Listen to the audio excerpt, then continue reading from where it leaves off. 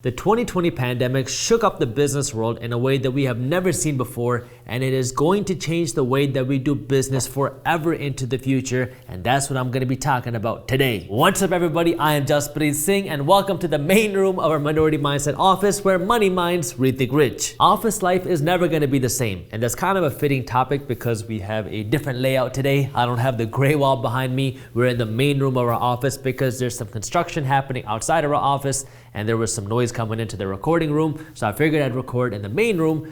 But focusing on the topic of office and business, the office life and business market is going to change, and it is changing very quickly. The reason I want to talk about this is because this is a real life issue that I'm facing, and I know lots of business owners are facing, and we're all trying to figure out what to do. Like, our team is growing very quickly. We're all growing virtually right now, but our team is growing, and eventually we're gonna be coming back into the office. I don't know when, but eventually that will happen. And as we do that, we're going to need a bigger office. And so I've been looking around at different office spaces. I've been thinking about moving our office to downtown Detroit, but I'm trying to figure out, is that the right move? What is going to happen in the future of business and office? I think the most obvious thing is that most companies, especially digital companies, are going to follow a virtual first model where people and employees don't have to come into the office every single day. People are not going to have an assigned desk. It's going to be more of a shared open office space where people can come in a couple times a week or 3 times a week, and then they can work from home or wherever they want the other times. But an office will be kind of like a cool place to come hang out and work when you feel like it, so you can work on your own time, on your own schedule, from wherever you want. On the flip side, in the past, young people were the ones moving into the cities because young people like to live in areas where you can live, work, and play. They like the idea of living in an apartment and then being able to walk to work and being able to hang out in places just walking distance from your apartment. But now, because of the pandemic, what you saw happen was a lot of people left the big cities. I mean, you saw people fleeing away from downtown New York and downtown San Francisco because the rents were so expensive there, and people started buying homes in the suburbs with the office inside of the home. That way they could work from home, they could have a yard, and then they can go to the city whenever they want. And this is starting to change the way businesses operate. Like before, businesses would work to get an office space in a primetime location so they could attract the highest talent. Because if you had an office and the top floor with amazing views, people wanted to work there.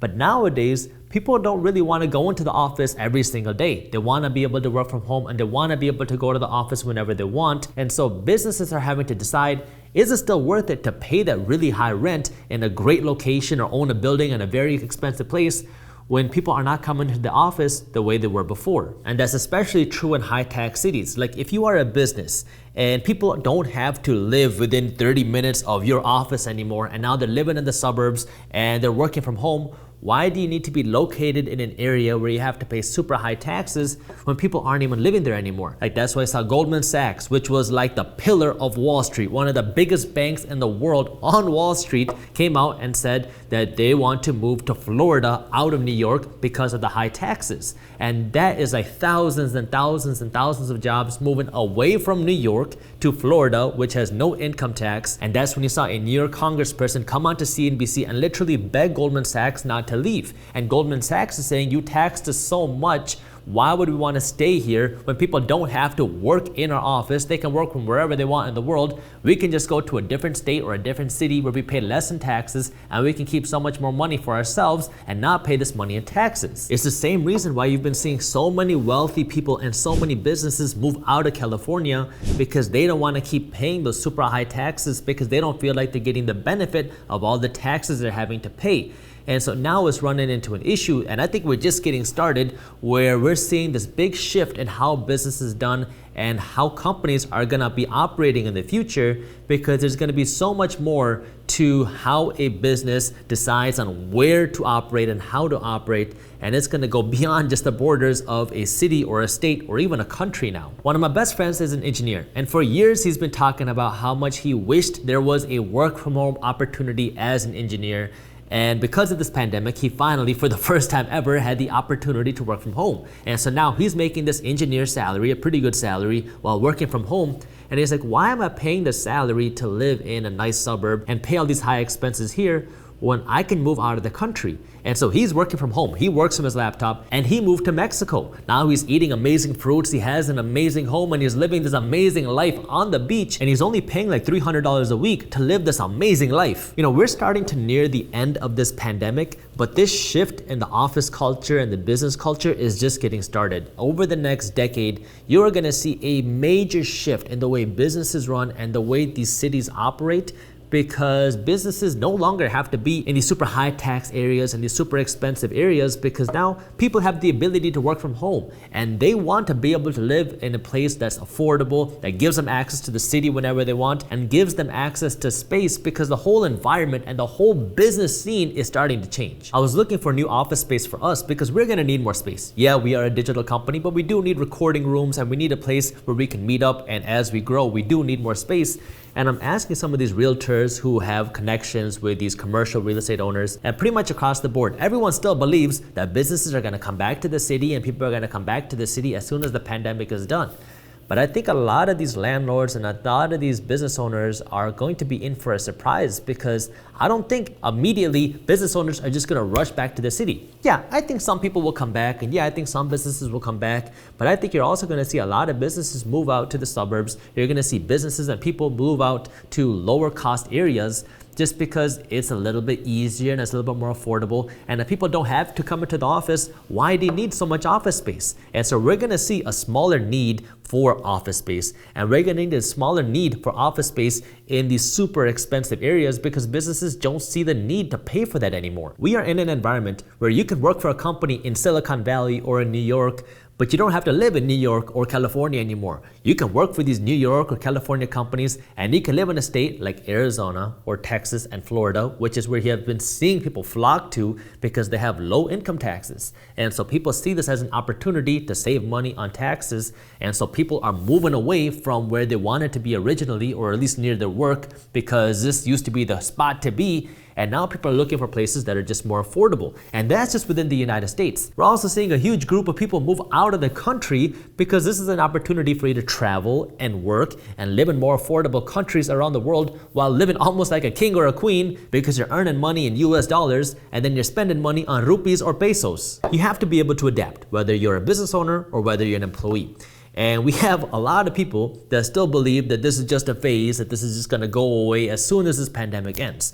Well, for one, this pandemic isn't just going to end. And for two, even when this pandemic ends, things are not gonna go back to normal the way they were before, because people have become accustomed to this lifestyle. And a lot of people kind of like this hybrid lifestyle. They want to have a life where you can go to work when you want in the office and be able to work from your home whenever you want, or be able to work from anywhere in the world, because you could do your work from a laptop. Why do you have to sit at a certain desk from 9 to 5 when you can work anywhere in the world? Like with everything else, you are going to see winners and losers. You are going to see winners and losers when it comes to business, because some businesses are going to adapt better than others. Some businesses understand that digital is the future, and they're doing whatever they can to adapt to this changing environment, and they're trying to ride the wave, and they understand that things are changing. And so you're going to see some business owners that are winners and some that are losers. You're also going to see the same with states and cities.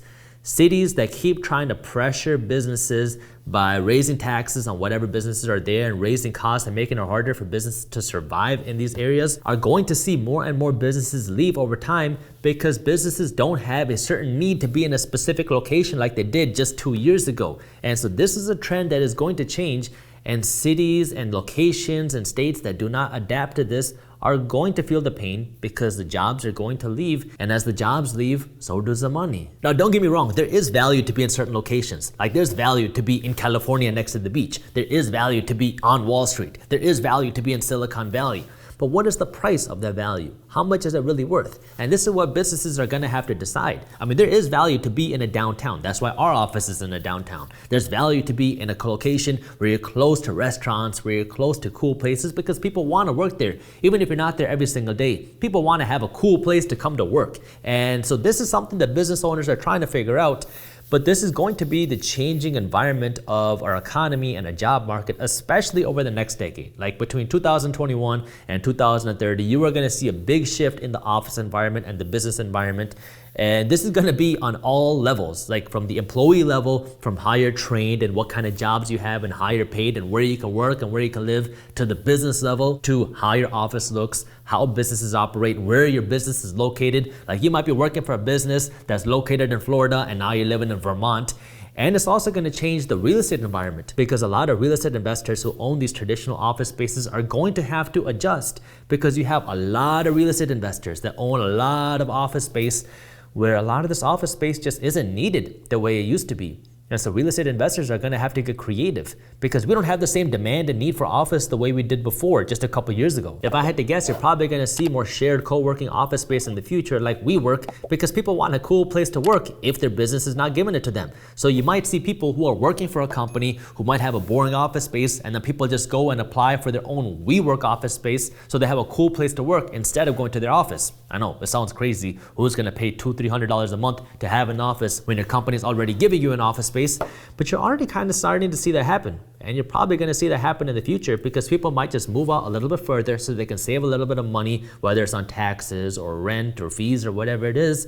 And they might pay a little bit more to have a nice office so they can go and work, because sometimes people just don't want to work in their homes. They want to get out of the house and they don't want to go to Starbucks. They don't want to go to Panera Bread. So you might start seeing people buy more membership office space so they have a place to go and have a cool office space. This is going to be a major shift. You still have a lot of people in denial, but this gradual shift will happen, and you're going to see winners and losers. The people that get with the times and understand what's going on will have the opportunity to capitalize on what's going on, and the people that don't are going to be left in the dust. And so you got to understand kind of what's going on, whether you're an employer or an employee, because you want to know how you can capitalize on this. If you're an employee, you want to know how you can master your skills, because now this is great for you. You can market your skills to companies around the country and you don't have to move. And so you have more job opportunities. And you as the employer, this is an opportunity for you to potentially save on your costs and hire even better talent, because now you can recruit people from all around the country instead of just your local city, wherever you are. And so it creates more opportunity for both the employer and the employee, but you just got to understand what's going on. That way you can capitalize on the shift,